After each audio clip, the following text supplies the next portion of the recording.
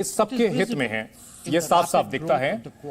अगर क्वाड देशों की बात करें तो बहुत तेजी से आगे ये बढ़ रहे हैं और जो पूरा तंत्र है ये इंडो पैसिफिक इलाके में बहुत ही कामयाब हुआ है और ब्रिक्स का जो संगठन है इसका भी विस्तार किया गया है। और इसके अलावा अगर बात की जाए I2U2 जो कॉम्बिनेशन है, ये सभी सी चीजें ये बताती हैं कि भारत मिडिल ईस्ट, यूरोप और इकोनॉमिक कॉरिडोर जो बनाया जा रहा है ये काफी अहम होने जा रहा है। हमने बायोफ्यूल अलाउंस का निर्माण किया ताकि सही तरीके से विकास किया जा सके। यही जो हमारी सोच है, हम खुले मन से काम करना चाहते हैं और जो चुनिंदा क्षेत्र हैं उनमें काम करना चाहते हैं। और ये जो मल्टीपोलर ऑर्डर है उस पर काफी बहुत जरूरी है। हम भारत में हमने ऐसा कभी नहीं देखा कि वैश्विक जो हित है वो टकराव के बीच हो सकता है। हमें यह ध्यान रखना पड़ेगा कि जो भी टकराव हैं उनको जिम्मेदारी से निपटाना होगा।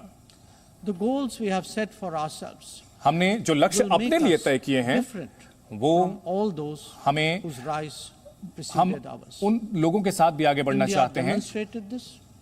भारत ने ये हमेशा दिखाया है कि कोविड के दौरान हमने वैक्सीन मैत्री जो शुरुआत थी, इसके जरिए हमारे जो प्रयास थे वो पूरी दुनिया के लिए काम आए। अंतर्राष्ट्रीय सोलर अलायंस हो या फिर डिजास्टर से निपटने के लिए जो अंतर्राष्ट्रीय ढांचा है उस पर हमारे कदम उठाए गए हैं। और हमने जो मिलेट्स, जो मोटा अनाज होता है, उसको हम इसलिए बढ़ावा दे रहे हैं ताकि जो वैश्विक खाद्य सुरक्षा है उसको सुनिश्चित किया जा सके। और 78 देशों के साथ हमने मिलकर के साझेदारी की है और हमने इस जब भी कोई आपदा हुई है उसमें हमने सबसे पहले प्रतिक्रिया दी है।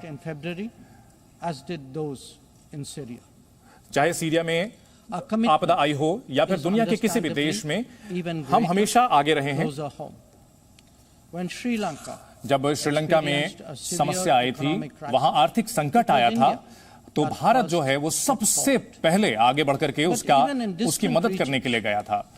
अलग अलग क्षेत्रों में, चाहे जो प्रशांत क्षेत्र के देश हों, वो हमारे प्रयासों की सराहना करते रहे हैं।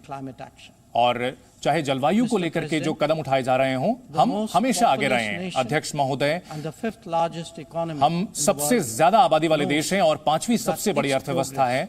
और ये जो प्रगति है ये दुनिया के लिए बहुत मायने रखती है, और खासतौर पर इसलिए जबकि कई देश हमारे साथ ऐतिहासिक और सांस्कृतिक साझेदारी करते रहे हैं। और हम समय समय पर मूल्यांकन करते रहे हैं कि हमारे जो कदम हैं वो वैश्विक फायदे के लिए हों। हम संयुक्त राष्ट्र को प्रगति करें, ये बहुत जरूरी है। और जो चुनौतियां हैं उनसे हम मिलकर के लड़ सकते हैं, ये संभावना बनानी होगी हमें। और हमें अपनी क्षमता बढ़ानी होगी और हमें अपना आत्मविश्वास बढ़ाना होगा। हम जो चुनौतियां होती हैं उसमें सबसे बढ़ के हिस्सेदारी लेते हैं और हमारा जो प्रयास है दूसरों को भी प्रेरणा देता है। और हमारी कोशिश ये है कि बहुपक्षीय बने दुनिया। और पिछले 15 सालों में हमने कई कदम आगे बढ़े हैं और हमने 41 करोड़ लोगों को गरीबी रेखा से बाहर निकाला है। और ये बहुत ही ऊंचे स्तर पर हम ले जा रहे हैं ताकि सामाजिक और आर्थिक फायदा लोगों को दिया जा सके। और हम वित्तीय समग्रता की ओर आगे बढ़ रहे हैं ताकि खाने पीने में जो पोषण हो उसको हम सामने ला सके और साथ ही साथ स्वच्छ ऊर्जा की दिशा में हम आगे बढ़े। हम ये दिखाना चाहते हैं कि सामाजिक जो लाभ है वो विकास को बाधित नहीं करता है और वैश्विक जो दुनिया है, विकसित देश हैं, वो भी इससे सीख ले सकते हैं। और जो डिजिटल डिलीवरी है वो परिवर्तनकारी कदम हो सकता है और इसने ये सुनिश्चित किया है कि इससे कार्यकुशलता बढ़ती है और इससे भ्रष्टाचार से निपटने में मदद मिलती है। और ये जो राष्ट्रीय उद्देश्य होता है वो बहुत जरूरी होता है। इसमें कई दिशा में हम आगे बढ़ते हैं और तकनीक को लोकतांत्रिक तरीके से वितरित करना ये बहुत जरूरी है और इससे लोगों का आत्मविश्वास बढ़ता है और इसकी वजह से काफी लोगों को फायदा होता है। मान्यवर, हम ये बताना चाहेंगे कि हमने रोल्स के आधार पर जो व्यवस्था है उसको बढ़ावा दिया है। हम यूएन चार्टर का बिल्कुल सम्मान करते हैं, लेकिन पूरी बातचीत के साथ साथ ये भी हमें ध्यान देना पड़ेगा कि कुछ जो देश हैं वही एजेंडा तय करते हैं और उसके हिसाब से दुनिया चलती है। हमेशा ऐसा नहीं चल सकता और ना ही इसको बिना चुनौती के जाने देना चाहिए।